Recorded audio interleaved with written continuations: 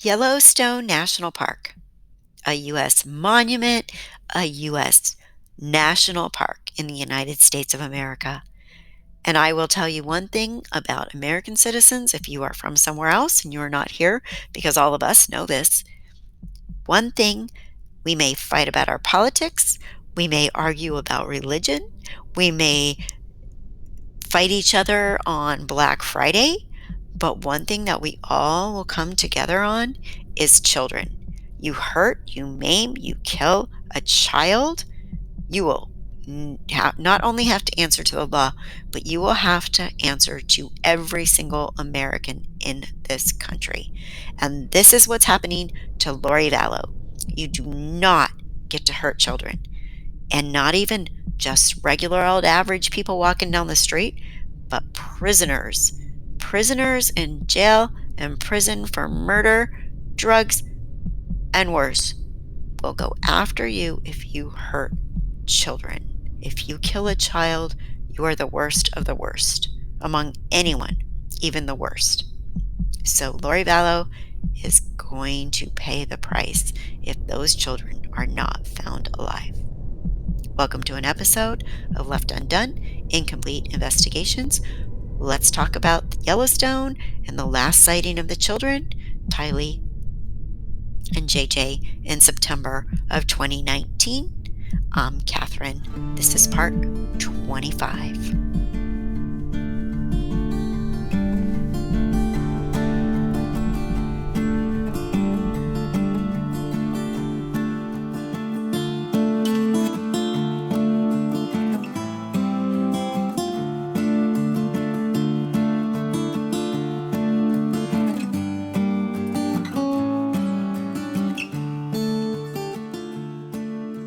And so let's talk about this new information.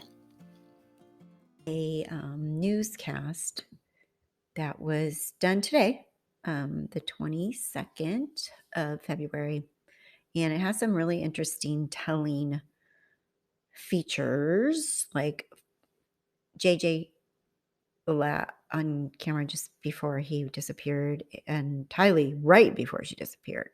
So here we go. Videos and pictures are providing a glimpse into the days surrounding the disappearance of the two children. News specialist Garna Mejia has been tracking this story from Rexburg. Garna, what do these images show? I spoke with several neighbors at the townhomes where Lori was living with 17-year-old Tylee Ryan and 7-year-old JJ Vallow last fall. Neighbors shared a picture and videos of the children shortly before their disappearance. Charging documents indicate 17-year-old Tylee was last seen at Yellowstone National Park with her mom, uncle, and JJ. Okay, so look at this. This is someone had asked on the live how they knew JJ or they were at Yellowstone, okay, and where there was a picture of Tylee. It says, throughout our investigation, we were able to determine through phone records that Tylee Ryan accompanied Lori Vallow, Alex Cox, and JJ Vallow on a trip to Yellowstone National Park on September 8th, 2019. We have obtained a photograph of Tylee Ryan at the park entrance through the National Park Service. Also through service of a search warrant, Rexford Police Department has obtained a photo from Lori Vallow's iCloud account of Tylee Ryan in Yellowstone National Park that is time-stamped on September 8th, 2019. This photo is the last time we can find any record of Tylee Ryan being with Lori Vallow. We have found no witnesses who can verify they have seen Tylee Ryan since September 8th, 2019. Okay, I'll continue. On September 8th, this picture, which a neighbor said she took on September 6th, shows Tylee playing with 7-year-old JJ and another child in front of the Rexburg townhome where they lived. The picture was given to us by neighbors in Lori's complex who have asked to remain anonymous, citing concerns for their children's safety. They have allowed us to share the picture and other information, which includes these two videos. The first one, timestamped September 17th, shows JJ playing outside with a neighbor's child. JJ was last seen at school a week later on September 23rd. Just over a month after that, October 29th, this video shows who neighbors say is 46-year-old Lori Vallow still living at the apartment. They say another woman, the brunette, was visiting her.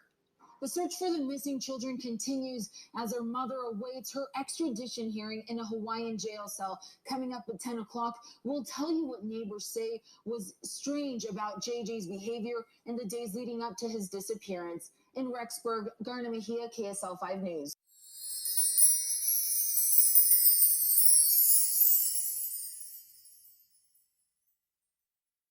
Justin Lum reported on some of the court documents, and I would like for you to watch this news report. Jail tonight, but the question everyone continues to ask is, where are JJ Vallow and Tylee? Fox 10 has obtained new documents with a connection to this case. Justin Lum joins us live with the exclusive. Justin. Now, Linda, there are several people being looked at in this case. Of course, here's Lorivallow, booked at the Kauai Community Correctional Center, but tonight we're learning more about her niece, Melanie Pulowski, formerly Boudreaux. Right now, she and her ex-husband, Brandon, are fighting for custody of their children. The documents we've obtained from court allege that Melanie may know much more about the disappearance of JJ and Tylee. 911, where's your emergency? Someone just shot my window. That's Brandon Boudreaux calling 911 moments after a bullet struck the window of his Tesla when he pulled into his Gilbert home on October 2nd. Investigators say Brandon saw a rifle with a silencer come out of the rear window of a 2018 Wrangler Jeep, a Jeep with a Texas license plate registered to Charles Vallow. Okay, just real quick. The rear window of the Jeep. That means somebody's driving and somebody's shooting, right? I want to rewind that for a second. Lori Vallow's former husband of a 2018 Wrangler. Investigators say Brandon saw a rifle with a silencer come out of the rear window of a 2018 Wrangler Jeep, a Jeep with a Texas license plate registered to Charles Vallow.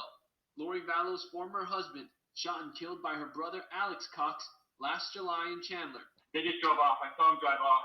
Fox 10 obtained court documents that say Brandon believes Melanie, his wife at the time, had $1 million of reasons to have him killed, hoping to cash in on the policy to help support the cult that she is believed to be a part of. Brandon also states Melanie's knowledge of the whereabouts of her aunt's 2 missing children and her unwillingness to cooperate with law enforcement is daunting, and her current husband has told law enforcement that Melanie says sometimes children are full of light, and then just like that, they go dark. Rexburg police say... Okay, I'm going to play that again because this is new. New. Melanie is saying kids are full of light and sometimes they go dark, and she's trying to win her kids from Brandon. Oh, yeah, he hopefully won't win those. Yeah. Oh, goodness gracious. That's all we need, right? Okay, hold on. Let me rewind this. Ready? Here we go.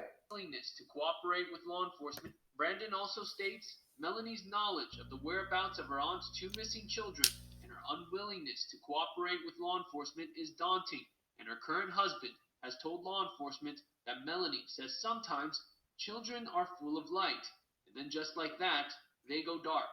Rexburg police say Tylee regularly drove the Jeep, but the last time she's been seen is on September 8th at Yellowstone Park, caught on surveillance at the entrance, also in a photo found on her mother's iCloud. On November 27th, 2 days after JJ Vallow's grandma reported him missing, detectives served search warrants at the 3 apartments where Lori, Melanie, and Alex each lived, all of them at the same complex. So, weird. That's new. Melanie's new husband, Ian, has told law enforcement that Melanie's actually made comments about children going dark. And they all lived in that complex. They all moved from Arizona to that complex and rented different apartments in Rexburg. Really, really, really interesting. And really, I think we're going to find out a lot more stuff with this, because the more I hear and the more we know now, the deeper it's getting even.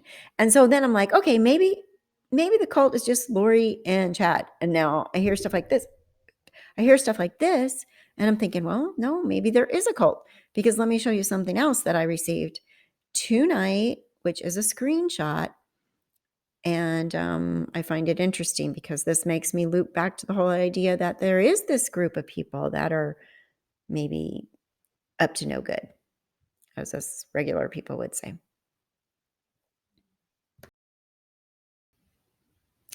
So I received this from someone that was on this web or Facebook, I guess, Truth Matters, or and it says, "You guys do know that AVAL is being watched over by the FBI, right? I can name a few folks there that better change their tone because they are going down too." So, if you don't know anything about AVAL, let me just show you something.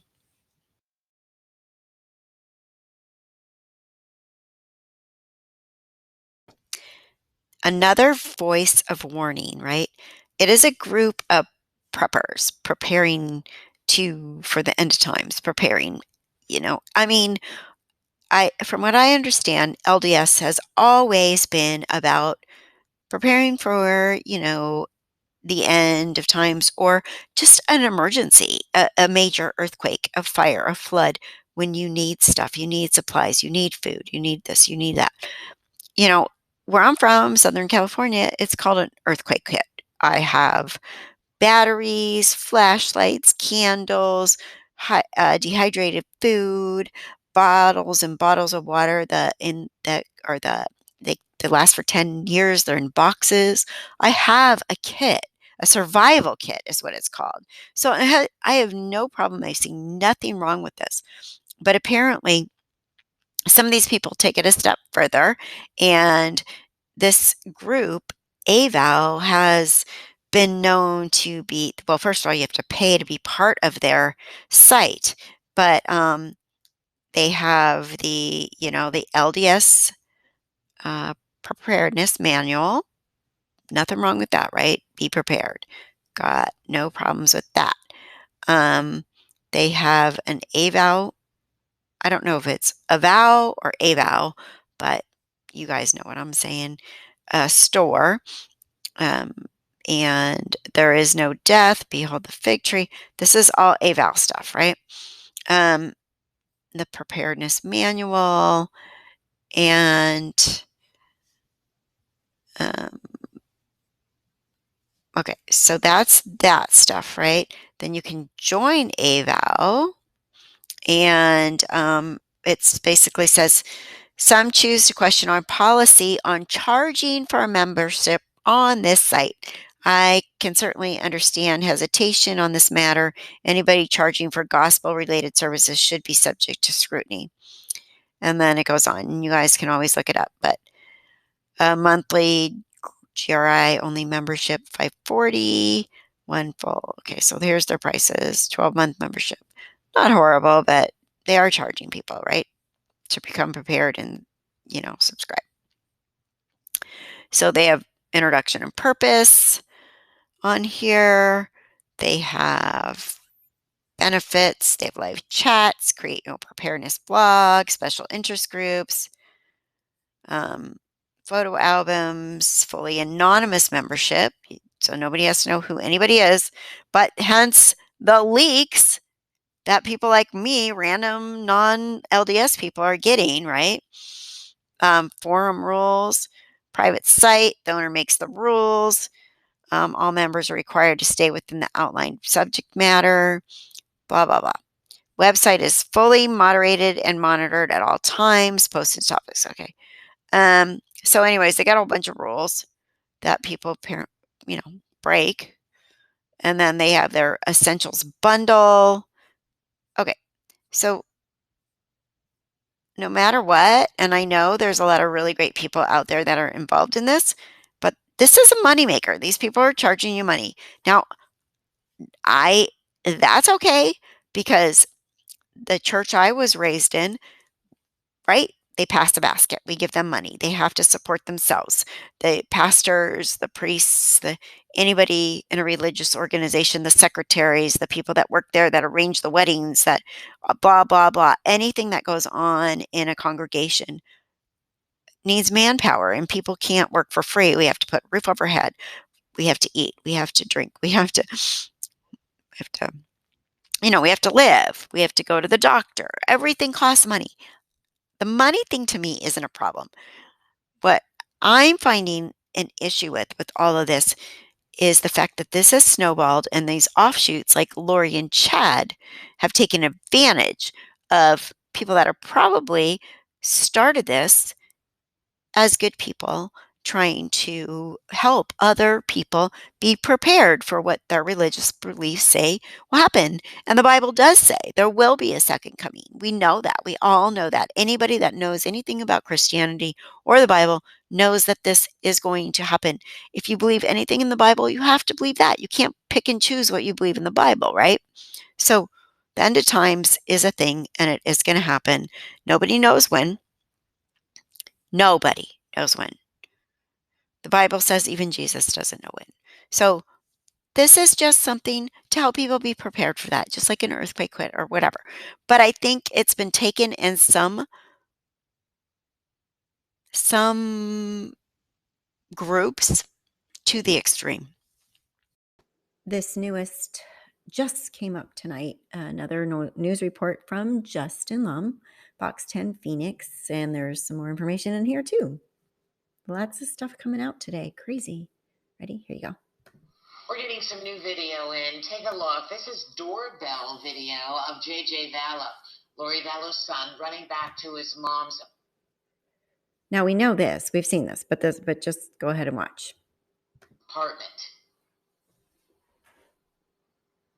And authorities tonight, they continue to search for JJ and Tylee Ryan as well, the 17-year-old who's also missing. Fox 10's Justin Lum obtained new documents in connection to the case. He joins us live with the latest. Now, Linda, on Thursday, we obtained these documents filed in Maricopa County Court involving Melanie Boudreau. Her aunt is Lori Vallow. Melanie and her ex-husband are in a custody battle for their 4 kids. We also know Melanie got married at the end of November, and the new husband is being brought up in these allegations. Okay, someone shot at your vehicle? Yeah, and it hit my window, shattered my driver's side window. On October 2nd of 2019, investigators say Brandon Boudreau saw a rifle with a silencer come out of the rear window of a 2018 Wrangler Jeep, a Jeep with a Texas license plate registered to Charles Vallow, Lori's former husband, who was shot and killed by her brother, Alex Cox, last July. They just drove off. I saw them drive off. According to documents obtained by Fox 10, Brandon Boudreau is accusing his ex-wife Melanie Boudreau of trying to have him killed. In the court paperwork surrounding the custody battle for their children, Brandon says Melanie's new husband has even provided statements to law enforcement that Melanie told him shortly after their marriage she conspired with her uncle to kill Brandon. Melanie's new husband has even given up his own parenting time out of fear of what Melanie may do or have done to his children. On November 27th, 2 days after J.J. Vallow's grandma reported him missing, detectives served search warrants at the 3 apartments where Lori, Melanie, and Alex each lived, all of them at the same complex, but not much evidence connected to J.J. and Tylee was found. Brandon alleges that Melanie is also under investigation relating to the disappearance of her aunt's 2 missing children. And Brandon's 4 kids are still with him. I'm told Melanie has moved back to the valley. Of course, these are allegations. I personally called Melanie. She answered and said I had the wrong number, but we verified it was in fact her contact. Live in the studio, Justin Lum, Fox 10 News.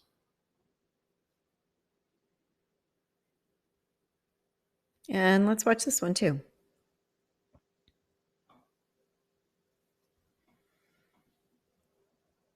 The mother of 2 missing kids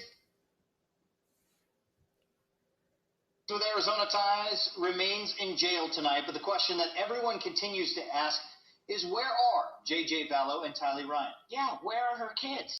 Fox 10 has obtained new documents with a connection to this case, plus possibly the last recorded sighting of JJ. Our Justin Lum is live with more. Justin? Linda, man, it's very eerie to watch 7-year-old JJ captured on a Ring doorbell camera on September 17th. His grandma told me earlier today, no doubt it is him. JJ runs off with a friend into the courtyard before going inside to the town home his mother Lori Vallow rented. The last time he's publicly seen is September 23rd. Now we've uncovered documents on the child custody battle between Lori's niece and her ex-husband. Authorities have been looking into Lori's family for a while. Okay, someone shot at your vehicle?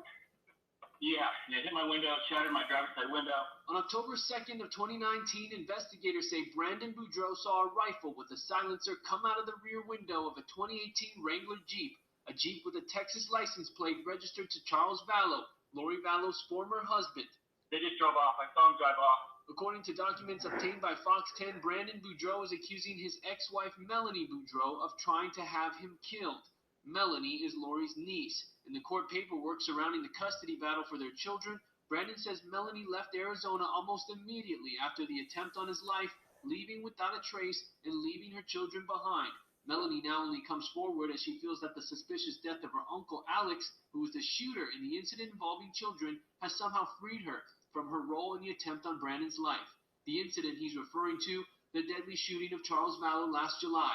Chandler police say Alex did it in self-defense. By September, Lori and her kids JJ and Tylee moved to Rexburg, Idaho. Eventually, Melanie followed suit. Brandon alleges Melanie is involved in a cult where numerous members, adults and children alike, have been killed off like flies. On November 27th, 2 days after J.J. Vallow's grandma reported him missing, detectives served search warrants at the 3 apartments where Lori, Melanie, and Alex each lived, all of them at the same complex. But not much evidence connected to J.J. and Tylee was found. Coming up at 10, more details in these documents. Brandon Boudreaux accuses his ex-wife of revealing an alleged conspiracy to her new husband. Live in the studio, Justin Lum, Fox 10 News. So a friend of mine checked on this dead zone, and she was reassured there is no such thing. But listen to this and tell me what you think. So this, I don't know, because people have said that they double checked it and called, the state and the national park and all that. But this is interesting if you want to look at this, because I would like your input on if you think this is actually a thing. Okay, let me just go ahead and start this thing about the loophole. One sec. Ready? And here we go.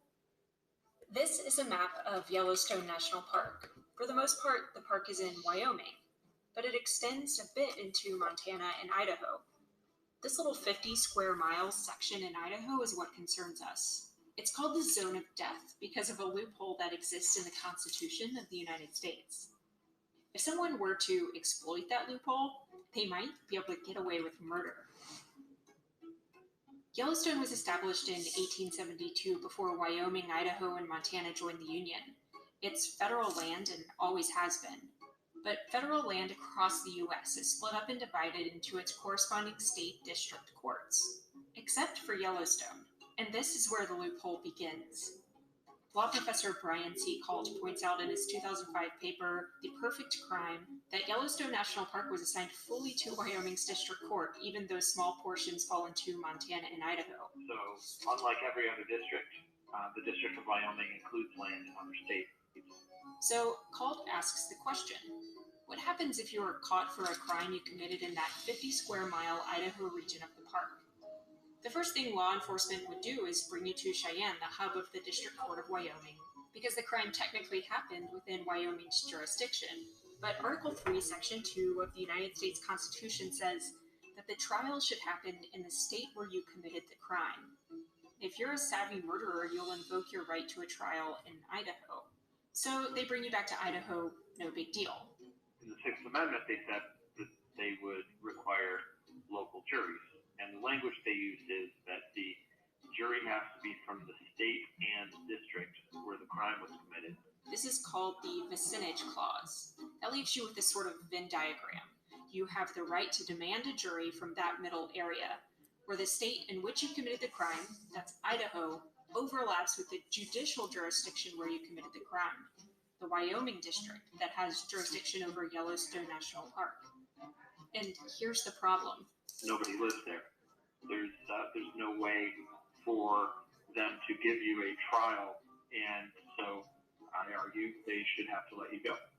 This could also happen in the Montana portion of the park, except a few dozen people do live there, so a jury could theoretically be called. Kalt has proposed numerous solutions to Congress to fix the loophole, but they have yet to act. All they have to do is redraw the district lines so that the District of Wyoming is Wyoming, the District of Idaho is Idaho, and the District of Montana is Montana. And if they do that, this all goes away. So if you're planning a gathering of your adversaries, exes, and debtors, maybe try Yosemite.